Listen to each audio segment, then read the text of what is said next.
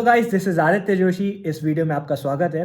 तो देखो, बहुत सारे बच्चों के मन में डाउट होता है कि हमें एमबीबीएस अब्रॉड जाना चाहिए कि नहीं जाना चाहिए। 2021 नवंबर में जब से वो गैजेट आया, एनएमसी ने वो गैजेट निकाला, उसके बाद बहुत सारे रूल्स रेगुलेशंस आ गए। तो रूल्स रेगुलेशंस क्या है वो नीचे डिस्क्रिप्शन में आपको लिंक मिल जाएगा वीडियोज़ में, वहाँ जाके आप देख सकते हो। अब देखो, सबसे पहला क्वेश्चन ये कि एमबीबीएस अब्रॉड क्यों जाते हैं बच्चे। तो इसकी कुछ ही वजह हैं। पहली वजह ये कि जिन बच्चों को गवर्नमेंट सीट नहीं मिल पाती एमबीबीएस की, वो ड्रॉप ले चुके हैं बहुत बार और उनके पास कोई और ऑप्शन नहीं है, उन्हें सेटल नहीं होना है। तो या तो वो प्राइवेट करेंगे या फिर उन्हें बाहर ही जाना पड़ेगा। अब एमबीबीएस अब्रॉड जाने में प्राइवेट से बहुत कम फीस में आपका अब्रॉड में एमबीबीएस हो जाता है। That is a fact that I agree to कि यार, अगर इंडिया में प्राइवेट में आपके 70 लाख टू 1 करोड़ लग रहे हैं, तो अब्रॉड में अगर आप एमबीबीएस करते हो तो आपका 35 to 50 लाख में हो जाएगा, टेक्निकली हो जाएगा, depending on where you live and आप कौन सी यूनिवर्सिटी एंड कंट्री चूज़ करते हो। सेकेंड चीज़ ये है कि अब्रॉड जाना अब बच्चा इसलिए भी प्रेफर कर रहा है क्योंकि अब नेक्स्ट आ गया।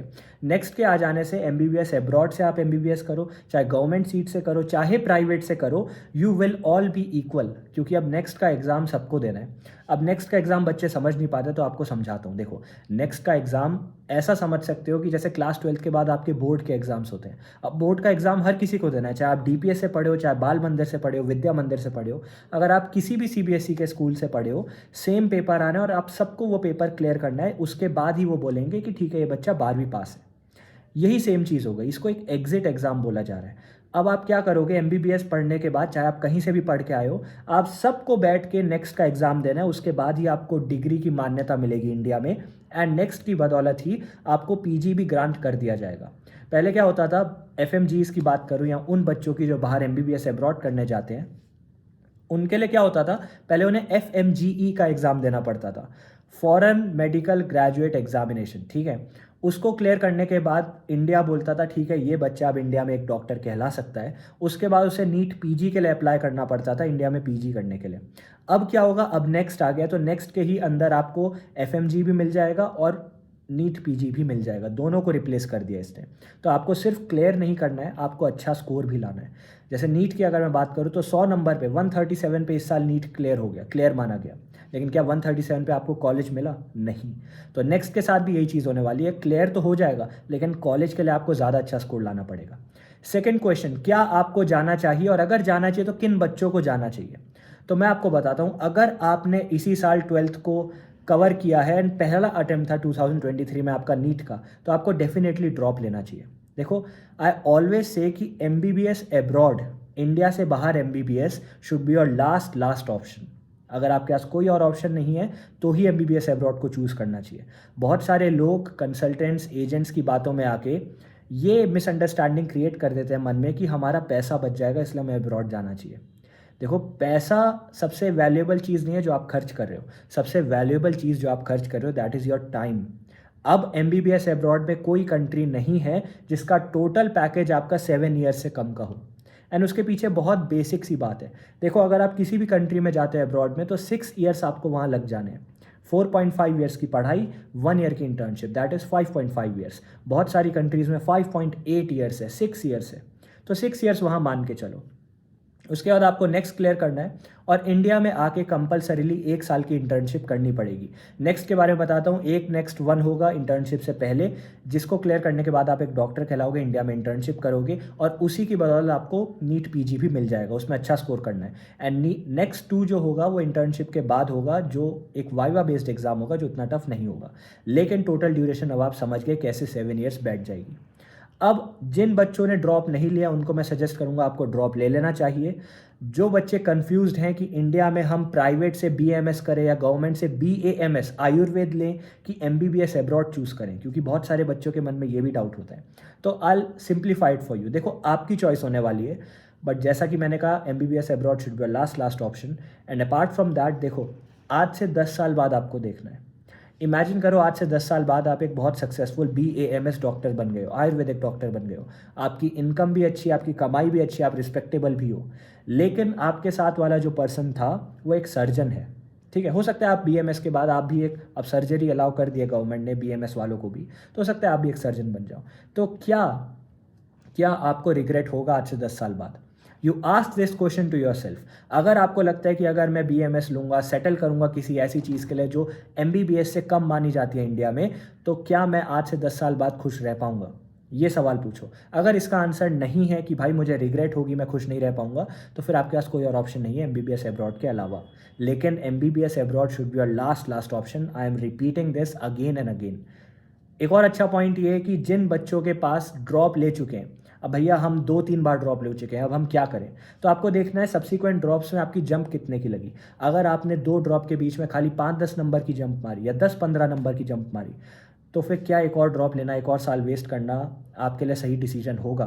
क्योंकि अगर जंप नहीं लग पा रही तो ड्रॉप लेने का कोई फ़ायदा नहीं है। एक और अच्छा पॉइंट ये कि लास्ट ड्रॉप के समय या लास्ट नीट अटेम्प्ट के समय आपका स्कोर कितना रहा था। अगर ड्रॉप्स लेने के बाद भी आपका स्कोर 200 टू 300 के बीच में लाई करता है, तो फिर एक और ड्रॉप लेने का कोई मतलब नहीं बनता है। अगर आप 2-3 ड्रॉप लेने के बाद भी 200-300 नंबर के बीच में ही मंडरा रहे हो, तो एक और ड्रॉप लेके ईयर वेस्ट होगा। लेकिन अगर आप 580 नंबर तक पहुंच चुके हो, 590 तक पहुंच चुके हो, सेफ स्कोर 600-610 है, जैसे मोस्ट स्टेट्स में जनरल कैटेगरी का रहता है, तो फिर आप एक और ड्रॉप ले सकते हो। अब भैया क्या हमें किसी और फील्ड को चूज़ कर लेना चाहिए, जैसे बायोटेक्नोलॉजी, BSc, MSc या फिर फार्मा, इन सब में जाना चाहिए? तो इनके लिए मैं आपको बता देता हूँ, वही वाला कॉन्सेप्ट यूज़ करो। आज से 10 साल बाद आपको रिग्रेट तो नहीं होगी। आपको 3-4 चीज़ें देखनी है। पहला, फ्यूचर में इसका कितना स्कोप है, ठीक है। सेकेंड चीज़ देखनी है, इसको करने के बाद फ्यूचर में फाइनेंशियल एस्पेक्ट्स क्या, मेरी फाइनेंशियल कंडीशन कैसी होगी, क्या मैं पैसे कमा पाऊंगा, क्योंकि मनी कैन बाय हैप्पीनेस, ये बात याद रखना। एंड थर्ड चीज़, इसको कर लेने के बाद मेरा टाइम कितना इन्वेस्ट होगा। अगर इसको करने के बाद भी मेरे 7 ईयर्स लग रहे हैं किसी कोर्स को करने के बाद, तो क्या इससे बेटर ये नहीं है कि मैं ड्रॉप लेके MBBS कर लूँ? अब लास्ट पार्ट में आते हैं वीडियो के। इसमें होगा कि MBBS अब्रॉड में सेफ कंट्रीज़ कौन सी हैं। तो एज ऑफ नाउ देखो, मैं आपको बहुत ब्लैंकली बताता हूँ, बहुत ब्लंटली सब कुछ बता देता हूँ। मैं एक एजेंट नहीं हूँ, मैं खुद MBBS अब्रॉड गया था फिलीपींस से, ठीक है। तो आपको पता है कि मैं एज अ स्टूडेंट आपको गाइड कर रहा हूँ, एज अ बिग ब्रदर आपको गाइड कर रहा हूँ। तो मैं आपको एक बात बताता हूँ। अब क्या हुआ, जब से गैजेट आया 2021 में, तो इनके जो गैजेट में जो रूल्स रेगुलेशंस थे वो सॉलिड थे, लेकिन कंट्रीज़ एंड वहाँ के कॉलेजेस ने उनको एडॉप्ट कैसे किया वो फ्लूइड है। इसको और बेटर तरीके से समझाता हूँ। सपोज़ NMC ने बोला कि 4.5 साल की पढ़ाई, 1 साल की इंटर्नशिप होनी है। कुछ कंट्रीज़ क्या कर रही हैं, 4.5 साल पढ़ाई, 1.5 ईयर की इंटर्नशिप कर ले रही है।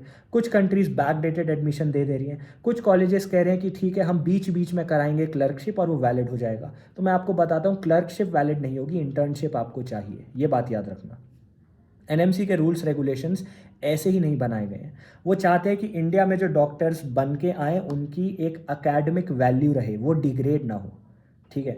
तो इन सब बातों को, एक चीज़ और मैं पॉइंट बताता हूँ। 2021 के बाद जो बच्चा एडमिशन लेगा वो न्यू रूल में आएगा, पहली बात। सेकेंड बात, न्यू रूल का एंड पॉइंट कैसा होगा अभी तक किसी को नहीं पता, क्योंकि 2021 में एडमिशन जिन्होंने लिया या 22 में लिया, वो अभी तक पास आउट नहीं हुए हैं। तो जैसे जैसे वो न्यू ईयर्स में जा रहे हैं, जैसे जैसे वो वहाँ पढ़ रहे हैं, तो बच्चों को समझ आ रहा है कि ठीक है इनके साथ क्या हो रहा है। सेफेस्ट कंट्रीज़ की अगर मैं बात करूँ आज की डेट में, तो सेफेस्ट कंट्रीज़ में देखो, कज़ाकिस्तान, उज़्बेकिस्तान लोग प्रेफर कर रहे हैं। आई रिसर्च्ड अ लॉट और मैं आपको बता सकता हूँ, कज़ाकिस्तान में अगर आपको USMLE देना है तो उसके बाद आपको एक्स्ट्रा इंटर्नशिप करनी पड़ेगी। देखो, रशिया भी बहुत सारे लोग जाना चाह रहे हैं, बहुत सारे लोग जॉर्जिया जाना चाह रहे हैं, बट आई टेल यू यहाँ पे बहुत हाई प्रोबेबिलिटी है कि ड्यूरेशन बढ़ जाएगी। तो कौन सी कंट्रीज़ में आपको जाना चाहिए, कौन से में नहीं जाना चाहिए, बहुत अच्छे से रिसर्च करो। अवेलेबल कंट्रीज़ जहाँ यूजुअली लोग जाते हैं, दैट इज़, अगर आपको सबकी रिसर्च करनी है, जॉर्जिया, रशिया, यूक्रेन नहीं जाना है, Bangladesh, Nepal, Kazakhstan, Uzbekistan, Kyrgyzstan, Iran, Iraq, Egypt, Mauritius, Italy, यहाँ सब लोग जाते हैं। अब इनमें से हर एक इंडिविजुअल कंट्रीज़ के बारे में आपको पूरी रिसर्च करनी है। कुछ कंट्रीज़ में आपको एंट्री का भी एक एग्ज़ाम देना पड़ता है, जैसे इजिप्ट में IMAT का एग्ज़ाम देना, इटली में IMAT का एग्ज़ाम देना पड़ता है। तो ऐसे बहुत सारी जगह हैं। अगर मैं फिलीपींस की बात करूँ तो NMAT का एग्ज़ाम होता है।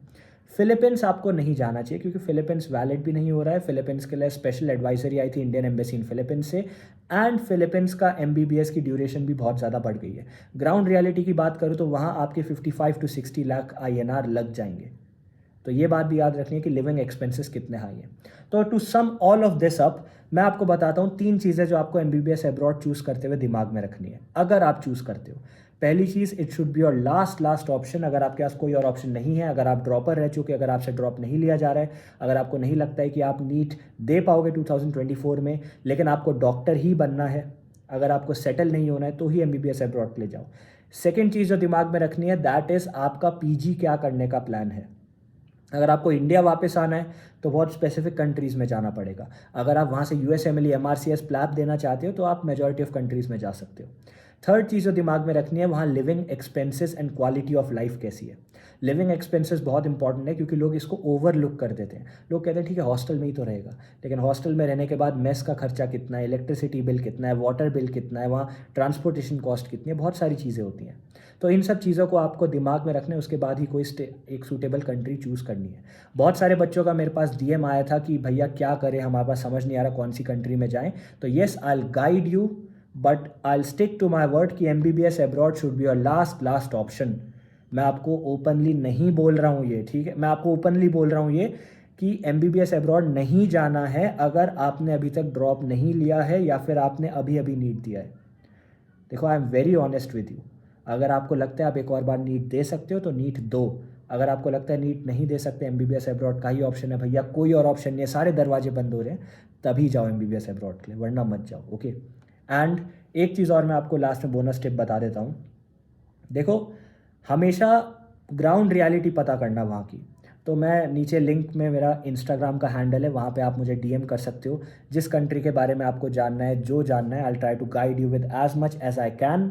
वहाँ ग्राउंड रियलिटी में आपको ट्राई करेंगे कि बच्चों से बात करा सकें, क्योंकि देखो अब आई डोंट वांट टू से मच, लेकिन मैं आपको बताता हूँ, डायरेक्टली किसी को एडमिशन के पैसे देने से मच बेटर रहता है कि आप प्रॉपर रिसर्च करो, अपने अवेलेबल ऑप्शंस देखो। ठीक है, ये सारी चीज़ें दिमाग में रखना। मेरी एक वजह थी, मैंने फ़िलीपींस क्यों छोड़ा, फ़िलीपींस वैलिड नहीं हो रहा था, इसलिए मुझे इंडिया में इस साल नीट देना पड़ा था। अगर आपके पास कोई भी और ऑप्शन है तो आप उसको एक्सप्लोर ज़रूर करो, अपने ऑप्शंस हमेशा खुले रखने।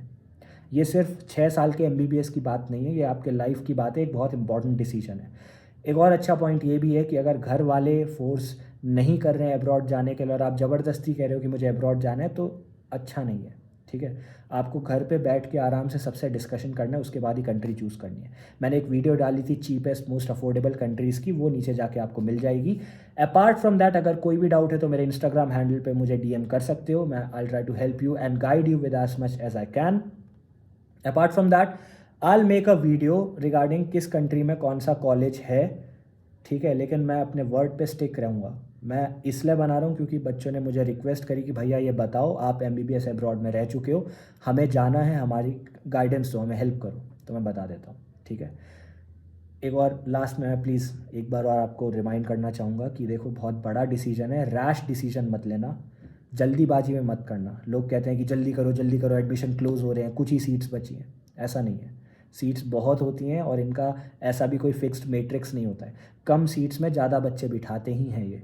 ठीक है, तो एकदम पैसे नहीं दे देने किसी को, अपना डिसीजन बहुत अच्छे से लेना है, बहुत सोच समझ के लेना है। As a big brother I am guiding you and I am telling you.